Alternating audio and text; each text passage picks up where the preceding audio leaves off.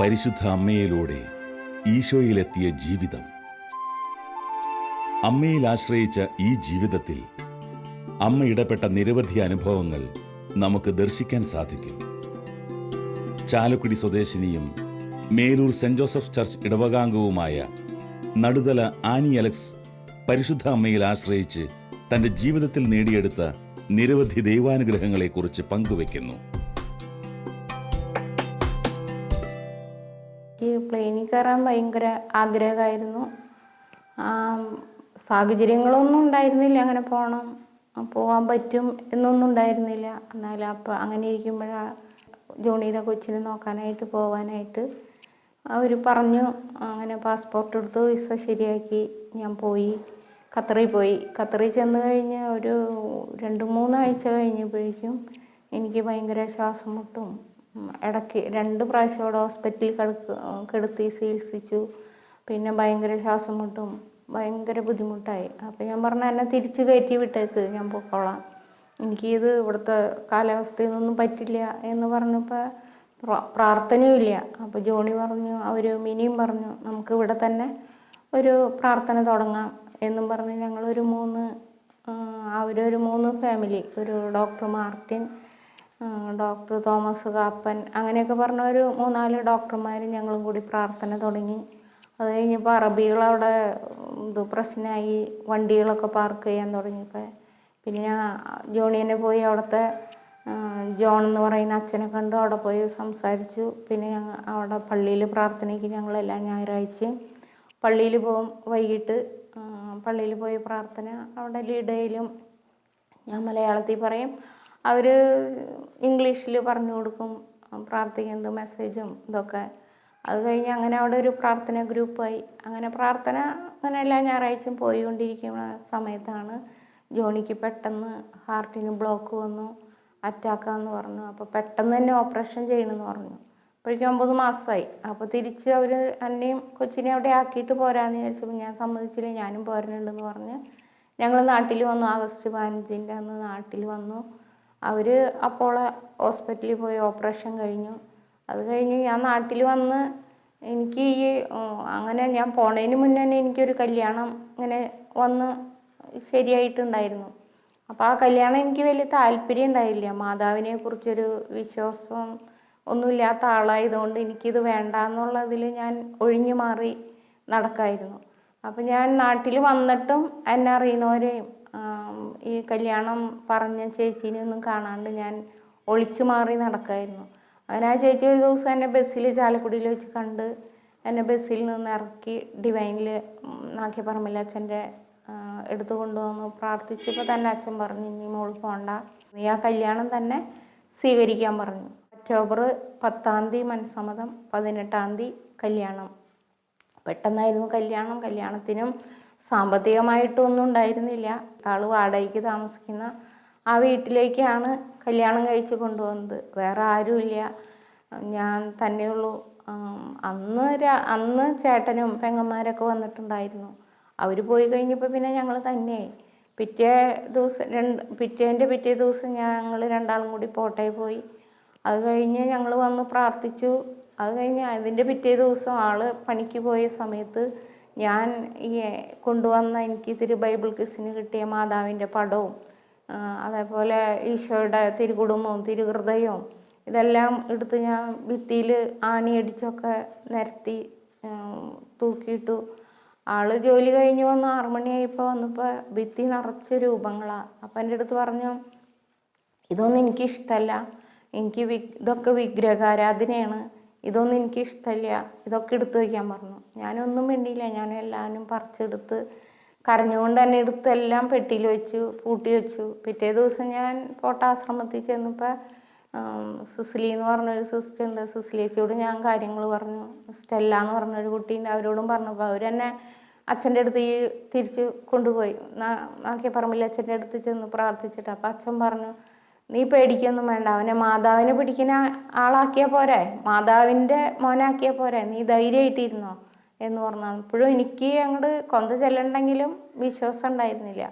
അങ്ങനെ ഒരു 3-4 മാസമായപ്പോഴേക്കും ഞങ്ങൾ ധ്യാനത്തിന് പോകാനായിട്ട് പ്രാർത്ഥിച്ച് പറഞ്ഞ് ധ്യാനത്തിന് പോകാൻ സമ്മതിച്ചു. അങ്ങനെ ഡിവൈനിൽ ധ്യാനം കൂടി 4-ാമത്തെ ദിവസം ശരിക്ക് എൻ്റെ ഭർത്താവ് മാതാവിനെ കാണുകയും ഞാൻ ഒത്തിരി പ്രാർത്ഥിച്ചു. ആൾ ജോലിക്ക് പോകുമ്പോൾ ഞാൻ 4 കൊന്ത വീട്ടിലിരുന്ന് തന്നെ റൂമൊക്കെ അടച്ചിട്ട് കൈ വിരിച്ച് പിടിച്ച് 4 കൊന്തയും ചെല്ലും. ആ 4 കൊന്ത ചൊല്ലി ഈശോയെ എനിക്കൊരു ഭർത്താവിനെ ഞാൻ ആഗ്രഹിച്ചിരുന്നില്ല കല്യാണം. എനിക്കൊരു ഭർത്താവിനെ തന്നപ്പോൾ എനിക്ക് അമ്മേ മാതാവ് എനിക്കതൊരു അമ്മേനെ വിശ്വസിക്കുന്ന ഒരു മകനായിട്ട് എനിക്ക് തരണമെന്നും പറഞ്ഞ് ഞാൻ 4 കൊന്ത കൈ വിരിച്ച് പിടിച്ച് നിന്ന് ആരോടും പറയില്ല അവിടെ നിന്ന് കരഞ്ഞ് ചൊല്ലി. അങ്ങനെ ധ്യാനത്തിന് പോകാൻ സമ്മതിച്ചു. ധ്യാനത്തിന് ചെന്ന് 4-ാമത്തെ ദിവസം ശരിക്ക് മാതാവിനെ നേരിട്ട് കാണുന്ന ഒരു അനുഭവം ആൾക്കുണ്ടായി ധ്യാനത്തിൻ്റെ സ്തുതിപ്പിൻ്റെ നേരത്ത്. അപ്പം എന്നോട് പറഞ്ഞു, ഇങ്ങനെ ഒരു സ്ത്രീനെ ഞാനിവിടെയെങ്കിലും കണ്ടിട്ടില്ല, ഒരു സ്ത്രീ നല്ല സുന്ദരിയായ സ്ത്രീ കിരീടമൊക്കെ വെച്ച് നിൽക്കുന്നുണ്ട്. അപ്പം ഞാൻ പറഞ്ഞു അത് മാതാവാ, അത് നിൻ്റെ കയ്യിലുള്ള പോലത്തെ ഒരു മാലയുണ്ട് കയ്യിലെന്ന് പറഞ്ഞു. അങ്ങനെ അപ്പോൾ ഞാൻ പറഞ്ഞു കൈ നീട്ടി മേടിച്ചോ എന്ന് പറഞ്ഞു. അങ്ങനെ അന്ന് കൊന്ത ശരിക്ക് കിട്ടിയ പോലെ തന്നെ ആൾക്ക് അനുഭവം ഉണ്ടായി. അത് കഴിഞ്ഞ് വീട്ടിൽ വന്ന് ധ്യാനം കഴിഞ്ഞ് വീട്ടിൽ വന്ന് ഞാൻ മുട്ടുകുത്തി പ്രാർത്ഥിക്കാൻ തുടങ്ങി. ആളും ഒപ്പം മുട്ടുകുത്തി കൊന്ത ചെല്ലാൻ തുടങ്ങി. അപ്പോൾ പരിശുദ്ധ മറിയം ശരിക്ക് ചെല്ലാനറിയില്ല, നന്മ നിറഞ്ഞു മറിയും. എന്നിട്ട് തമിഴിൽ എഴുതിയെടുത്തു.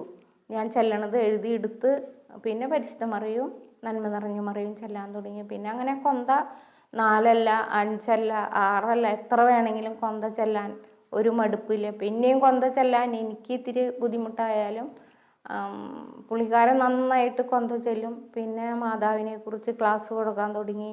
ഇപ്പോൾ മാതാവിനെക്കുറിച്ച് എത്ര ക്ലാസ് വേണമെങ്കിലും കൊടുക്കാം. മാതാവിനോട് പ്രാർത്ഥിച്ചതിൻ്റെ ഫലമായിട്ട്, കൊന്ത ചൊല്ലി പ്രാർത്ഥിച്ചതിൻ്റെ ഫലമായിട്ട് എനിക്ക് മാതാവിൻ്റെ ഭക്തനായി തന്നെ എൻ്റെ ഭർത്താവിനെ എനിക്ക് അമ്മ തന്നു എന്ന് തന്നെ പറയാം.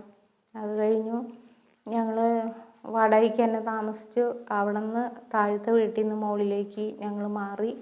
അവിടെ വന്നു കഴിഞ്ഞപ്പോൾ ഞാനിങ്ങനെ ഒരാശയം പറഞ്ഞു, നമുക്കൊരു 3 പൊതി കുറച്ച് ചോറ് തെരുവിലുള്ള മക്കൾക്ക് വിശന്നിരിക്കുന്നവർക്ക് കൊടുക്കാനായിട്ട് ഇങ്ങനെ ഞാൻ ആളോട് ഒരാശയം പറഞ്ഞപ്പോൾ പറഞ്ഞു നമുക്ക് കൊടുക്കാം എന്നും പറഞ്ഞ് ഞങ്ങളങ്ങനെ ഒരു ആദ്യത്തെ ദിവസം തന്നെ ഒരു 12 പൊതി ചോറ് 2 തരം കറി ഉണ്ടാക്കി 12 പൊതി പൊതിഞ്ഞു. 12 പൊതി. അപ്പോൾ ഞാൻ ചോറൊക്കെ ശരിയാക്കി കഴിഞ്ഞപ്പോൾ എൻ്റെ ഭർത്താവിനോട് പറഞ്ഞു ചോറ് കൊണ്ട് പോവാം എന്ന് പറഞ്ഞപ്പോൾ പറഞ്ഞു എനിക്ക് പറ്റില്ല, ഞാൻ അവരെ കണ്ടു കഴിഞ്ഞാൽ ഛർദ്ദിക്കും, നീ ഞാൻ കൊണ്ടുപോകുന്ന വെച്ചിട്ടാണ് പൊതിഞ്ഞേ എന്ന് പറഞ്ഞു. അപ്പോൾ എൻ്റെ വീടിൻ്റെ അടുത്തുള്ള തന്നെ ഒരു പെൺകുട്ടിയാണ് ലൂസി, അവൾ വന്നു. അവളോട് ഞാൻ പറഞ്ഞു. അപ്പോൾ അവളും വന്നു, എൻ്റെ ചേച്ചിയുടെ മോൻ സ്റ്റാലിനും വന്നു. അവനും ഇവളും കൂടി ആ ചോറും പൊതി 12 പൊതിയും കൊണ്ടുപോയി 9 പൊതി റോട്ടിൽ കൊടുത്തു. ബാക്കിയുള്ളത് ഗവൺമെൻറ് ആശുപത്രിയിൽ കൊടുത്ത് തിരിച്ചു വന്നു. പിറ്റേ ശനിയാഴ്ച ഞാനൊരു 45 പൊതി ചോറുണ്ടാക്കി. അപ്പോൾ എന്നോട് പറഞ്ഞു ഞാൻ പോവില്ല, ഞാൻ ചോറ് കൊണ്ടുപോകാമെന്ന്. ഞാൻ അന്ന് രാത്രി തന്നെ ശക്തമായിട്ട് മാതാവിനോട് പ്രാർത്ഥിച്ച് 4 കൊന്ത ചൊല്ലി. ഇവരൊക്കെ കിടന്നുറങ്ങിയപ്പോൾ ഞാൻ ഇരുന്ന് കൊന്ത ചൊല്ലി. ഇത്രയൊക്കെ മാതാവിനോട് വിശ്വാസം തന്നല്ലോ എൻ്റെ അമ്മ. ഈ ഭക്ഷണ ശുശ്രൂഷ തുടരാനാണെങ്കിൽ എൻ്റെ ഭർത്താവ് തന്നെ അത് കൊണ്ടുപോയി കൊടുക്കണം. അത് ഒരു മടി കൂടാതെ എനിക്ക് ആ മകനെ അതിലൊരു ആ അറപ്പും വെറുപ്പും ഒക്കെ കളഞ്ഞ് ഈശോയുടെ ഒരു മകനായിട്ട് തരണം എന്ന് പ്രാർത്ഥിച്ചു. പിറ്റേ ശനിയാഴ്ച ചോറ് പൊതിഞ്ഞ് കഴിഞ്ഞപ്പോൾ ഒരു മടിയും കൂടാതെ ഓട്ടോറിക്ഷയ്ക്ക് ഭക്ഷണം കൊണ്ടുപോകും. പിന്നെ 50 പൊതിയായി, 60 പൊതിയായി, 75 പൊതിയായി, പിന്നെ 100ആയി. ഇപ്പം മൊത്തത്തിലൊരു 220 പൊതിയോളം ഞങ്ങൾ ഭക്ഷണം കൊടുക്കുന്നുണ്ട് തെരുവിലുള്ള മക്കൾക്ക്. ചാലക്കുടി പള്ളിയുടെ അവിടെ, ഗവൺമെൻറ് ആശുപത്രിയുടെ അവിടെ, ചാലക്കുടി സ്റ്റാൻഡ്, പോട്ടാശ്രമം, അങ്ങനെ പല സ്ഥലത്തായിട്ട്. ഭൗതിക ജീവിതാവസ്ഥകളിൽ പരിശുദ്ധ അമ്മ എന്നും തുണയായിരുന്നു ഈ ജീവിതത്തിൽ. രോഗങ്ങളുടെയും അപകടങ്ങളുടെയും മധ്യത്തിൽ പരിശുദ്ധ അമ്മയിൽ ആശ്രയിച്ച് അനുഗ്രഹങ്ങൾ നേടിയെടുത്ത അനുഭവങ്ങൾ ഇവർ പങ്കുവെക്കുന്നു. എൻ്റെ കണ്ണ്, ഇടത്തെ കണ്ണിന് എനിക്ക് കാഴ്ച തീരെ പോയി ഒരവസ്ഥയായിരുന്നു. ചെറുപ്പത്തിലേ തന്നെ എനിക്ക് അകലേക്ക് കാഴ്ചയില്ല. അങ്ങനെ കണ്ണിന് കാഴ്ചയില്ലാണ്ട് ഭയങ്കര ബുദ്ധിമുട്ടായി. അങ്ങനെ ആലുവയിൽ ടോണി ഡോക്ടറുടെ വീട്ടിൽ പോയി.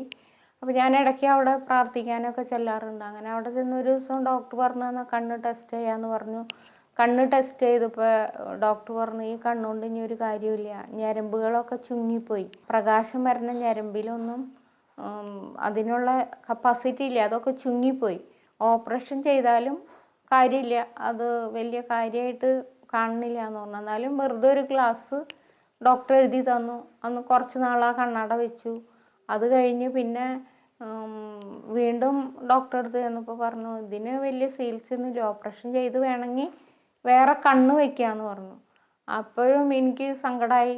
അപ്പോൾ ഞാൻ മാതാവിനോട് പ്രാർത്ഥിച്ചു. അപ്പോൾ പരിയാരത്തൊരു വേളങ്കണ്ണി മാതാവിൻ്റെ കപ്പേളയുണ്ട്. ആ കപ്പേള ഞങ്ങൾ പോണ വഴിക്ക് റോഡ് സൈഡ് തന്നെ ബസ് നിർത്തുക. അപ്പോൾ ആ കപ്പേളയിൽ നൊവേനയ്ക്ക് ഒരു ദിവസം ഞാൻ പോയി. അവിടെ ചെന്ന് മാതാവിനോട് ശക്തമായിട്ട് പ്രാർത്ഥിച്ചു കണ്ണിൻ്റെ കാര്യം. പിന്നെ വേളാങ്കണ്ണിയിൽ മാതാവിനൊരു കണ്ണെടുത്ത് വയ്ക്കാമെന്ന് ഞാൻ പ്രാർത്ഥിച്ചു. അങ്ങനെ ഈ ശനിയാഴ്ചയായിരുന്നു. വേളാങ്കണ്ണി മാതാവിൻ്റെ നൊവേന കഴിഞ്ഞ് ഞാൻ വീട്ടിൽ ചെന്നു. ഞായറാഴ്ച രാവിലെ കുർബാനയ്ക്ക് പോകാൻ നോക്കിയപ്പോൾ എൻ്റെ കണ്ണിന് നല്ല കാഴ്ച, ഭയങ്കരമായ മറ്റേ കണ്ണിൻ്റെ അത്രയും തന്നെ ഏകദേശം കാഴ്ചയുണ്ടായിരുന്നു. കണ്ണ് വളരെ കുഞ്ഞിതായിട്ട് എനിക്ക് ക്ഷീണമോ എന്തെങ്കിലും തളർച്ചയൊക്കെ വരുമ്പോഴേക്കും അസുഖം വരുമ്പോൾ ആ കണ്ണ് തീരെ ചെറുതായിട്ട് പോവായിരുന്നു.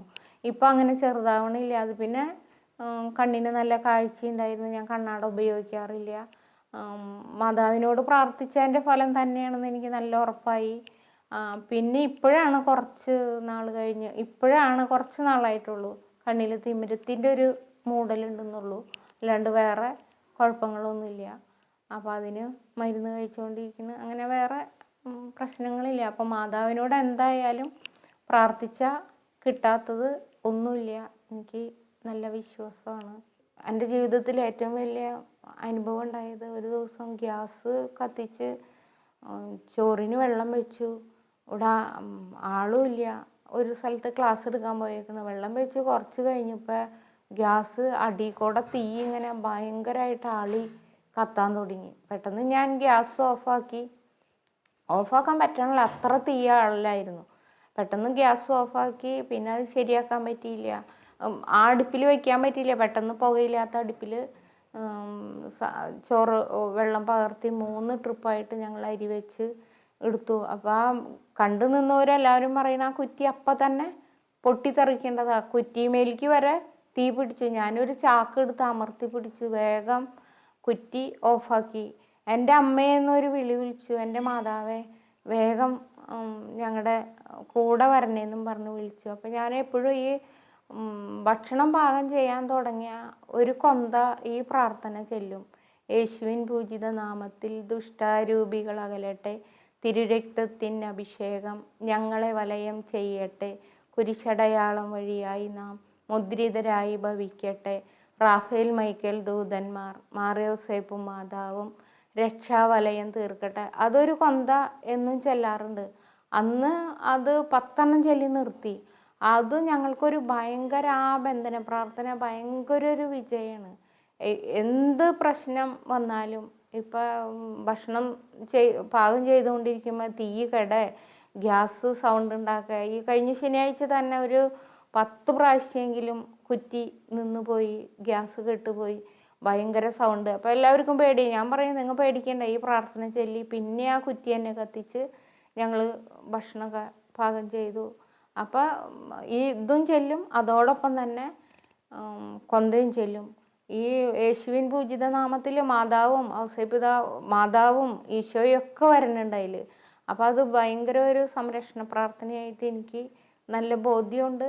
അത് പ്രാർത്ഥിക്കുമ്പോൾ ഞങ്ങൾക്ക് ഇത്തിരിയേറെ അപകടങ്ങളിൽ നിന്ന്, ഈ തീ ഗ്യാസ് ആയതുകൊണ്ട് ഭക്ഷണം പാകം ചെയ്യുമ്പോൾ ഇത്തിരിയേറെ അപകടങ്ങളിൽ നിന്ന് രക്ഷപ്പെടുന്ന അവസ്ഥ ഉണ്ടായിട്ടുണ്ട്. മാതാവ് കൂടെ വന്ന് നിൽക്കണ ഒരവസ്ഥ ഉണ്ടായിട്ടുണ്ട്. അതേപോലെ ഞാൻ കറി വയ്ക്കുമ്പോഴായാലും പറയും, എൻ്റെ അടുക്കളയിൽ തന്നെ അവിടെ പ്രസാദവരനാഥയുടെ ഒരു പടം വച്ചിട്ടുണ്ട്. അപ്പം ഞാൻ അടുപ്പത്ത് കറിയൊക്കെ ശരിയാക്കാൻ എല്ലാവരും ശരിയാക്കുമ്പോൾ ഞാൻ പറയും, പരിശുദ്ധ അമ്മ വന്ന് ഈ കറി വെക്കണം. എനിക്ക് നല്ല ഉറപ്പാണ് ആ കറിയൊക്കെ അങ്ങനെ മാതാവിനോട് പ്രാർത്ഥിച്ച് വെക്കുന്ന കറിയൊക്കെ ഭയങ്കര ടേസ്റ്റായിരിക്കും. എല്ലാവരും പറയും ആ കറിയൊക്കെ ഭയങ്കര ടേസ്റ്റാണ്. പ്രാർത്ഥിക്കാണ്ട് ഒരു ദിവസം വെച്ചിട്ടുണ്ടെങ്കിൽ അന്ന് എനിക്ക് നല്ല ഉറപ്പാണ് അതിനൊരു ഇതുണ്ടാവില്ല. അമ്മയുടെ മധ്യസ്ഥയിലാണ് എല്ലാം ചെയ്യാറ്. എന്ത് പ്രതിസന്ധി വന്നാലും മാതാവിനോട് പ്രാർത്ഥിച്ചാൽ അത് നേരിടാനുള്ള ഒരു ശക്തി കിട്ടാറുണ്ട്.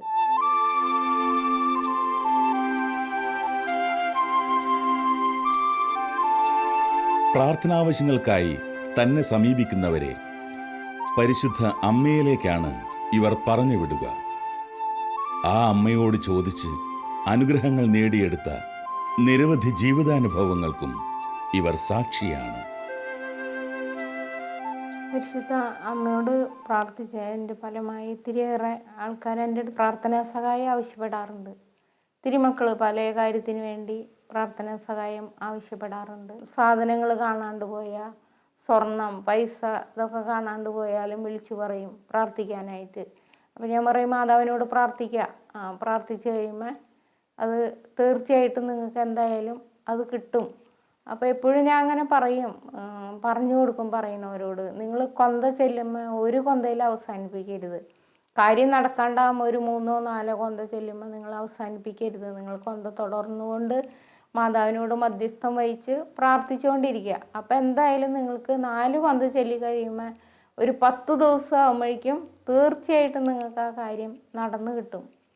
അതേപോലെ ഒത്തിരി പേർക്ക് ഇവിടെ പെരുമ്പാവൂർ ഒരു സഹോദരി, അവൾക്ക് ഇതേപോലെ ബ്രസ്റ്റിൽ ക്യാൻസർ ആയിരുന്നു.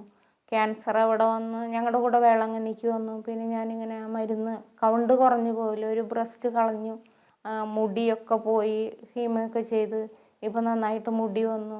ക്യാൻസർ മാറിയതിന് ശേഷം അവൾ ഒരു ആൺകുഞ്ഞിനെ പ്രസവിച്ചു. അവർ കൊച്ചിനെയും കൊണ്ട് ഇടയ്ക്കിടയ്ക്ക് ഇവിടെ വരാറുണ്ട്, പ്രാർത്ഥിക്കാൻ വരാറുണ്ട്.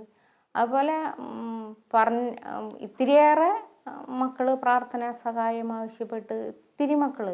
അതുപോലെ ഇപ്പോൾ തന്നെ അടുത്ത ഒരു ദിവസം ഒരു കുട്ടി, ഒരു പയ്യൻ, അവനിങ്ങനെ ഇത്തിരി ദുശീലങ്ങൾക്കൊക്കെ അടിമപ്പെട്ട് ഭയങ്കര പുകവലിയും കഞ്ചാവും അങ്ങനെ ഇത്തിരി ഭയങ്കരമായി മോശമായ ജീവിതം നയിക്കുന്ന ഒരു കുട്ടിയാണ്. അവനിവിടെ വന്നു. അപ്പം ഞാൻ മാത്രമേ ഉണ്ടായിരുന്നുള്ളൂ. അപ്പോൾ എനിക്ക് അവനെ കണ്ടപ്പോൾ തന്നെ പേടിയായി, എന്താ പറയണ്ടതെന്ന് തന്നെ അറിയില്ല. എങ്കിലും ഞാൻ മനസ്സിലിങ്ങനെ മാതാവിനോട് പ്രാർത്ഥിച്ചു, ഇവനെ നോക്കി ഇങ്ങനെ സ്തുതിച്ചുകൊണ്ടിരുന്നു. അത് കഴിഞ്ഞ് ഇത്തിരി നേരം കഴിഞ്ഞപ്പോൾ അവൻ ശാന്തമായിട്ട് ആ തിണ്ണയിലിരുന്നു. അങ്ങനെ ഞാൻ അവനോട് കുറച്ച് കാര്യങ്ങളൊക്കെ പറഞ്ഞ് കൊടുത്തു. അങ്ങനെ അവൻ പോയി കഴിഞ്ഞതിന് ശേഷം അവന് വേണ്ടി തന്നെ ഞാനൊരു കൊന്ത ചൊല്ലി. ഒരു കൊന്ത ചൊല്ലി പിന്നെ രാത്രി സമർപ്പിച്ച് പ്രാർത്ഥിച്ചു. അത് കഴിഞ്ഞ് പിറ്റേ ആഴ്ച അവൻ വന്നിട്ട് പറയാം, ചേച്ചി ഞാൻ ധ്യാനം കൂടി, ഇനി ഞാൻ ആ ചീത്ത കൂട്ടുകെട്ടിന് പോവില്ല. എനിക്ക് ഇത്തിരിയേറെ സന്തോഷമായി. ഇത്തിരി പേര് പ്രാർത്ഥനാ സഹായം അപേക്ഷിച്ച് വരാറുണ്ട്, പ്രാർത്ഥിക്കാറുണ്ട്.